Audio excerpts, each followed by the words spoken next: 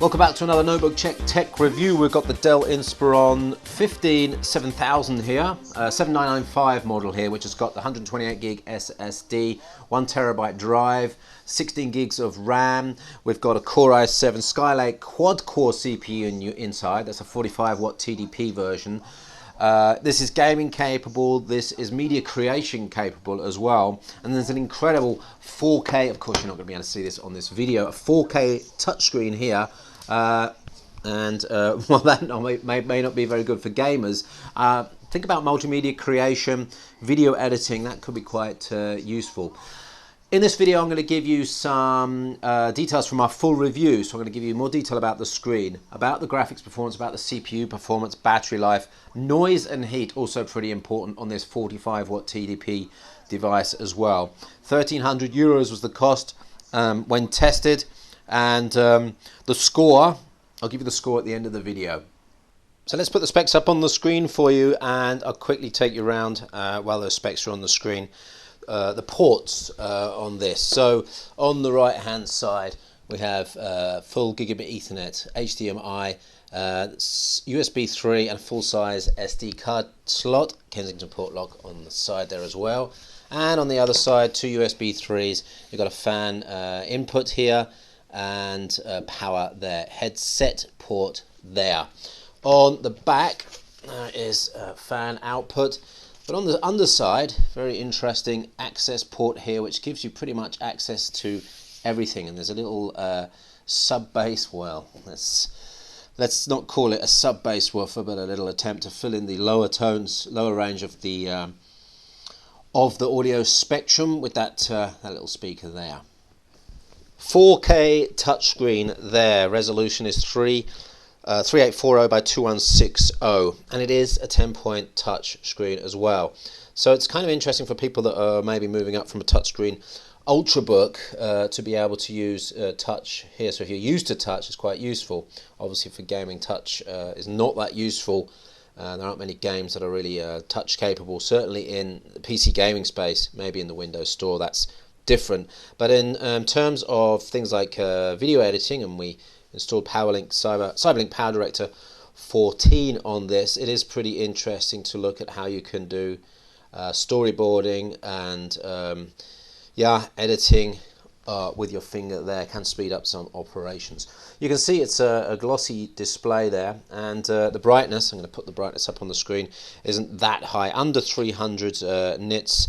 In the middle, 376, so not a hugely bright screen, and in fact the blacks aren't really deeply black. You might be able to see, actually often you can see the difference between the frame and black and the screen black. You might not be able to see it on that video, but we got a contrast ratio of 354:1, which is not that great.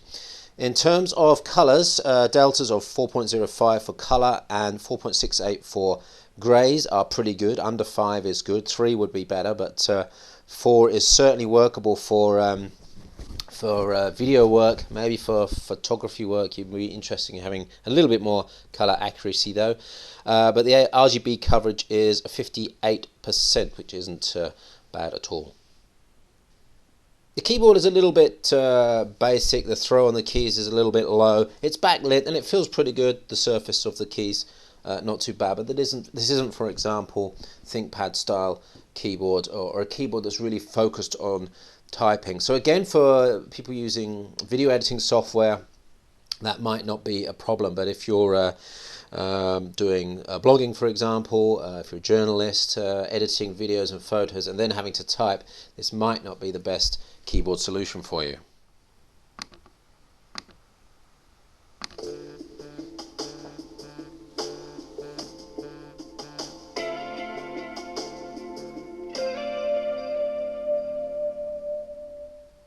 So as you saw in the specifications, the weight, 2.7 kilos, is pretty heavy, and there's another 516 grams of power supply as well, so you're well over 3 kilograms there. And you're going to need that power supply as well if you're doing heavy work on this, because you can really run down the battery very quickly. I'll show you some battery life run times in a minute. Let's take a look at the performance then. That's a very important part of this laptop. Cinebench R15, and those top two scores there show the difference between an Ultrabook 15-watt TDP platform and this quad-core 45-watt TDP platform. Over double the CPU performance there with 673 points, even beating the ZenBook Pro UX501 previous generation. Sorry, that's Haswell generation, the 4720 at 606 points. PC Mark 7, because of that SSD there, I'll pop up the SSD speeds in a minute, 5636 points, which is a really good score, well capable of pretty much any office scenario work. Onto that SSD, there is nearly a 500 megabyte per second sequential read speed there, so good for copying files around. Write speed down at 205, which is also not bad, and 68 megabytes a second on the 4K write. So a pretty good M2 SATA drive there. Looking at the SATA spinning hard drive, 78, it was basically a pretty basic hard drive with all the problems of access times and 4K write speed showing up there at well, more than 70 times slower for 4K writes than that SSD, but at least you've got the storage there for storing games, videos and the like. The graphics card, GTX 960M with 4 gigs of GDDR5 RAM on board.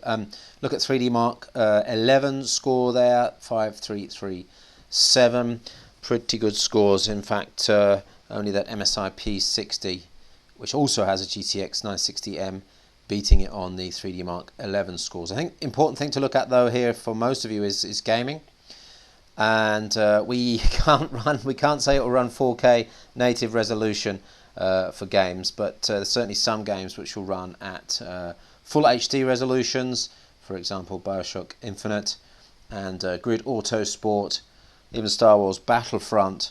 But you probably want to knock some of the settings down for graphics quality. On high settings you'll be getting a good 40 frames a second on that Star Wars Battlefront. Noise, well, I can go straight from this to the fan now. We're running Assassin's Creed, and see if you can hear this.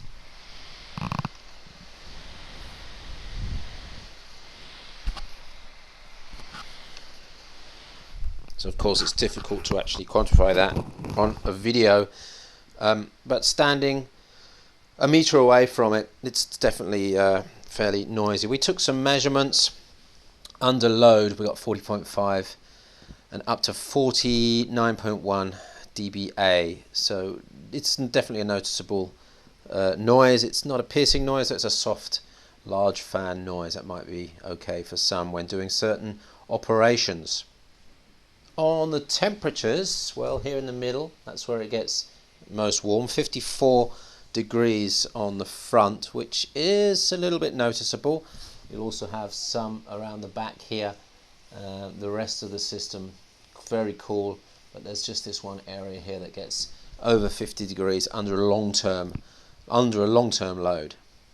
Right, onto the battery. 74 watt hours is a fairly large battery, and that will be one of the reasons that this is weighing 2.7 kilos. But remember, this is a 45 watt TDP CPU, so under load it can really take that battery life down to, well, 1 hour 16 minutes under load.